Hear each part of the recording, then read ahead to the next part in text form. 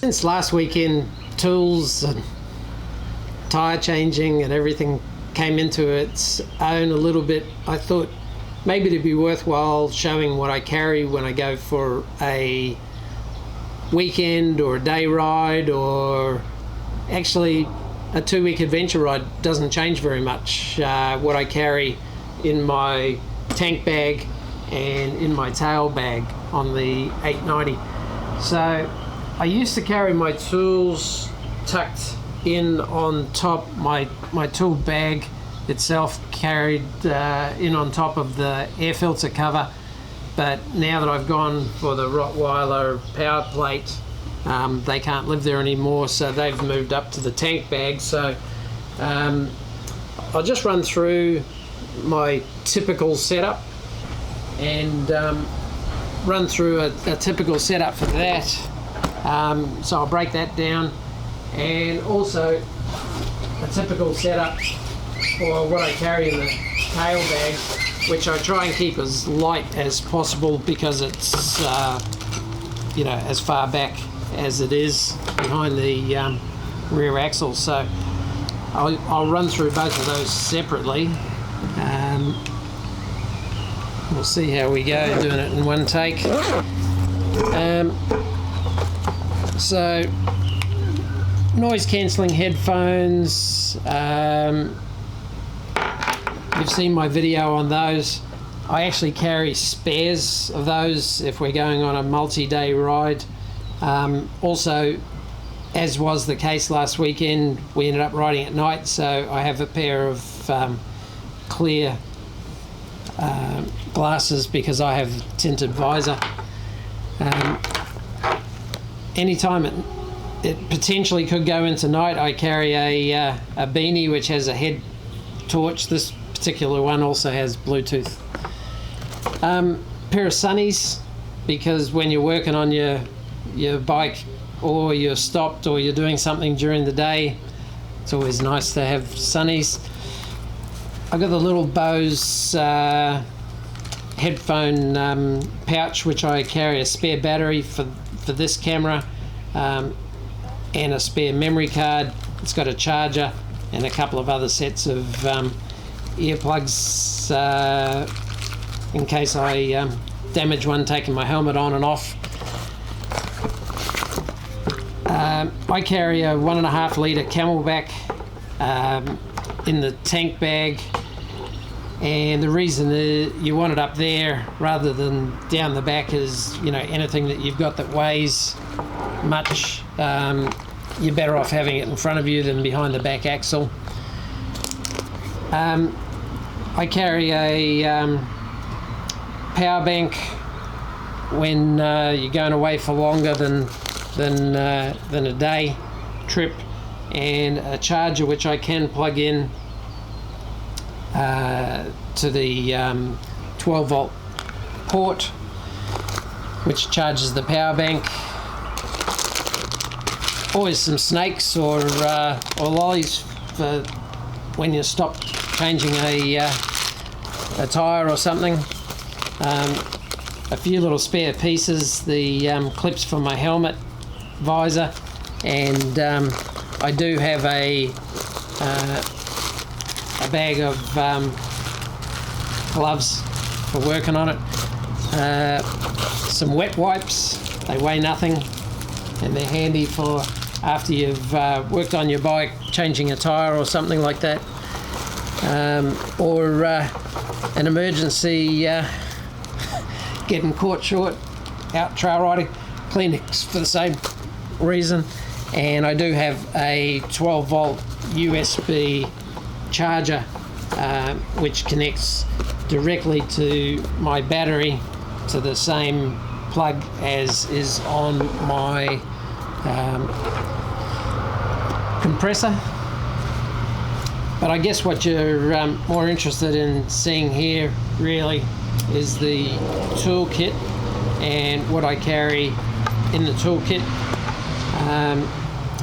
So on the side of the tank bag I have the lightest, so I carry a 10-14 quite light spanner, The 14 does your mirrors, you know, because you're often banging your mirrors, and the 10 does your adjustment for your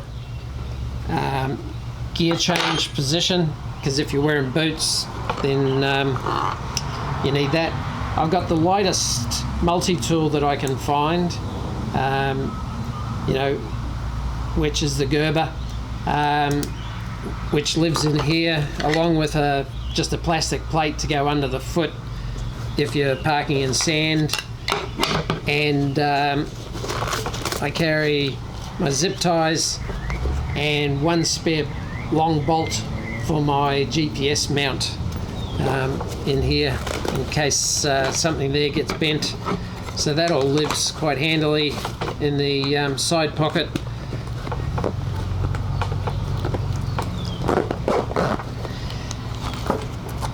I've got the toolkit out of the 890 here, which is the pliers,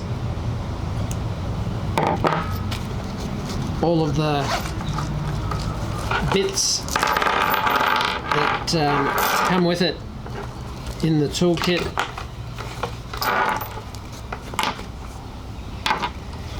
Along with a couple of odd-sized bolts that you won't find readily. I carry the Torx Tools as well, because sometimes it's you need to get a bit of tension on, and with these you can either long ways with using a spanner, or if you can get to it this way. And you may wonder why I have this larger size, and that's the swing arm size. So the swing arm and your subframe size. So I think it's worth carrying these, and the adjuster size for your suspension. That's that Allen key, like a 6mm Allen key.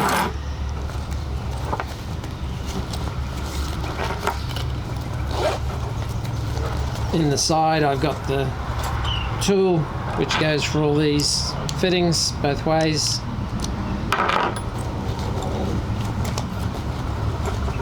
Screwdriver.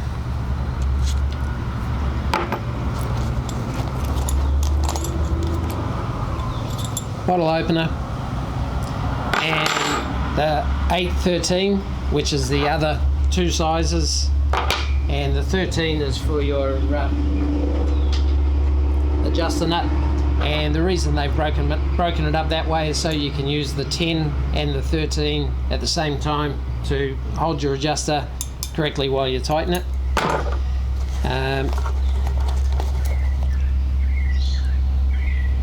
And I carry a 12 as well, because you never know, someone might have something that's 12. So this is a toolkit that I've carried for a long time, and you know, I've had it on my bike so long that sometimes I forget that I've got things on it, which is the 32, which is the correct size for your axle. And I forgot that I had that with me the other day, and ended up using my other tool, which I'll show you. So somewhere in here should be the extension for that, but it's not. Okay, I'll have to find it. So that's the tools in my toolkit that will get you out of strife. And I keep in a plastic bag the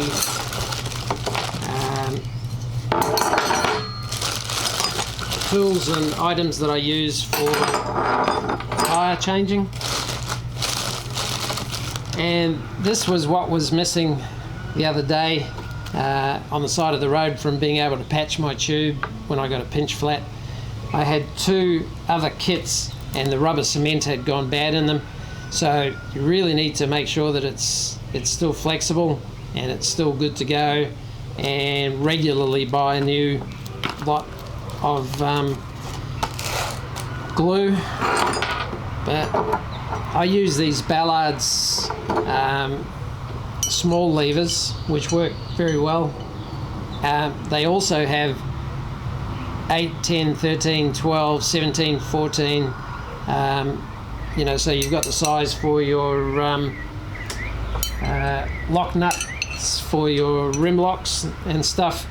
And being a smaller tip, you can get in and take smaller bites when you're getting the wheels on and off. This 32 millimeter KTM tool also doubles as a 27 on the other side, and because of that it's not very deep, and I actually found it pretty hard to get it on because the nuts actually have a little bit of a crown on them.